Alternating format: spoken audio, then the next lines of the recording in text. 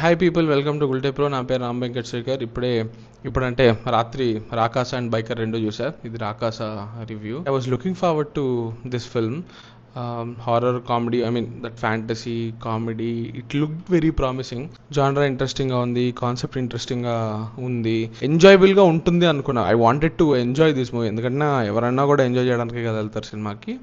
So problem ఏంటంటే, to start with రెండు major problems ఉన్నాయి. ఒకటి వచ్చేసి ఎందుకో కామెడీ నాకు పండినట్టు అనిపించలేదు నాకైతే పర్సనలీ. సిచ్యువేషన్ ఓకే, కానీ దాంట్లో కామెడీ అనేది చాలా అవుట్ ఆఫ్ ప్లేస్ ఉంది. ఇప్పుడు ఒక సిచ్యువేషన్ని ఆ క్యారెక్టర్స్ ఎలా ట్యాకిల్ చేస్తున్నాయో దాని నుంచి కామెడీ వస్తుంది కదా.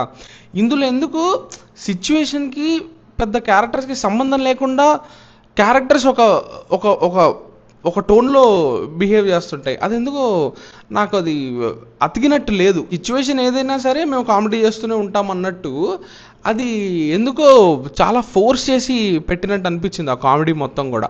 ఆర్గానిక్గా వస్తే పర్లా, but it felt like okay, ఇప్పుడు మనం ప్రతి సీన్ని కామెడీ చేయాలి, ప్రతి సీన్లో ఇప్పుడు ఒక పంచ్ ఉండాలి అట్లా. అండ్ ఇటువంటి మూవీస్కి ఆ వరల్డ్ బిల్డింగ్ అంటారు కదా, ఇప్పుడు వరల్డ్ అంటే కొత్త యూనివర్స్ క్రియేట్ చేయాల్సిన అవసరం లేదు. ఆ సినిమాకు ఉన్న వరల్డ్, లైక్ ఆ ఊరు రాకవరం అనే ఊరు, అది బాగా ఎస్టాబ్లిష్ అవ్వాలి కదా. అది బాగా ఎస్టాబ్లిష్ అయితేనే కదా దాని లోపలికి మనం ఆ వరల్డ్ లోపలికి వెళ్ళగలుగుతాము. అది ఇక్కడ ఎందుకో జరిగినట్టు కూడా నాకు అనిపించలేదు. లైక్ ఫర్ ఇన్స్టెన్స్, ఇప్పుడు లాజిక్ లూప్ హోల్ అని అలా ఏం కాదు, కానీ ఒక బిలీవబిలిటీ ఉండాలి కదా, కొంచెం కన్విన్సింగ్గా ఉండాలి కదా ఏదైనా జరిగినప్పుడు. అది ఎందుకో the believability in this world that the setup, అది అంత కన్విన్సింగ్ గాను బిలీవబుల్ గాను అనిపించలేదు చాలా విషయాలు. ఫర్ ఇన్స్టెన్స్, ఇప్పుడు ఒక ఊరు ఉంది, ఊర్లో ఒక కోట ఉంది. ఆ కోట అంటే అందరూ భయపడుతున్నారు, బట్ ఆ కోట కంటే ఒక బ్యాక్ స్టోరీ ఉంది. అదే ఊర్లో ఉంది ఆ కోట, దాని బ్యాక్ స్టోరీ కూడా జనాలకి తెలియదు అంటే అది ఎందుకు నాకు అంత కన్విన్సింగ్గా అనిపించలేదు. చాలా చోట్ల అది గ్యాప్స్గా ఉంటుంది అనమాట ఇన్ఫర్మేషన్ కూడా.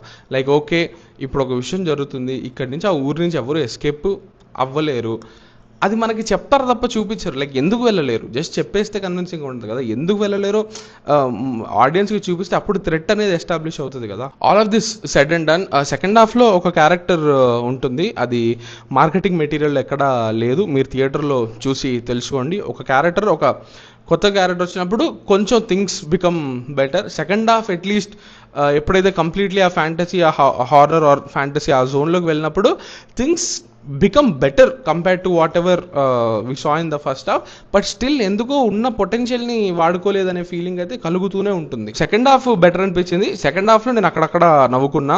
అదే చెప్పా కదా, ఆ వేరే క్యారెక్టర్ ఒకటి, అండ్ ఆ క్యారెక్టర్తో గెటప్ శ్రీను, ఆ క్యారెక్టర్ వాళ్ళు, ఆ ఇంటరాక్షన్స్, అక్కడ కొన్ని మూమెంట్స్, అవి definitely there are some laughs in the second half. But ఓవరాల్గా ఒక సాటిస్ఫైయింగ్ ఫిల్మ్ చూసిన ఎక్స్పీరియన్స్ వచ్చిందా అంటే నాకైతే రాలేదు.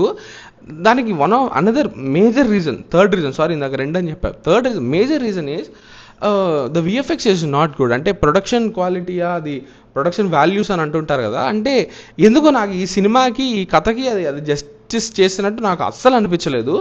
ఎందుకంటే సినిమా అనేది ఇది కంప్లీట్లీ ఫ్యాంటసీ ఫిల్మ్. విఎఫ్ఎక్స్ ఎంత ఇన్వాల్వ్ ఉందో తెలుసు కదా, బట్ తెలిసినప్పుడు దానికి కావాల్సిన బ్యాకింగ్ అవి ఉండాలి కదా, అవి లేవు. లైక్ కంప్లీట్లీ చాలా ఇంపార్టెంట్ విఎఫ్ఎక్స్ షార్ట్స్ కూడా, ఒక రాక్ ఇలా బయటకు వచ్చే షార్ట్, అవన్నీ ఏంటంటే అవన్నీ స్టోరీకి చాలా ఇంపార్టెంట్. కోటని చూపించే షార్ట్స్ కూడా ఉంటాయి కదా, కోటలోకి జనాలు వెళ్ళే షార్ట్స్, అవి వాట్ యూ కాల్, అక్కడ క్లియర్గా తెలిసిపోతుంది that is definitely not good అని. అండ్ అది బాగాలేనప్పుడు ఎలా ఇన్వెస్ట్ అవ్వగలుగుతాము?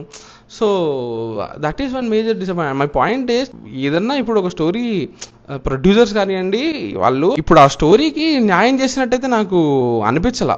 ఇప్పుడు అరుంధతి అనే సినిమా ఉంది, దాంట్లో ఒక కోటను చూపిస్తారు, మైండ్లో ఇంప్రింట్ అయిపోయి ఉన్న ఇమేజ్ కదా అది. లైక్ అప్పటికంటే ఇప్పుడు ఎక్కువ రిసోర్సెస్ ఉన్నాయి కదా, బట్ స్టిల్ ఆ క్వాలిటీని కూడా మ్యాచ్ చేయలేకపోవడం అనేది ఇట్స్ వెరీ సాడ్.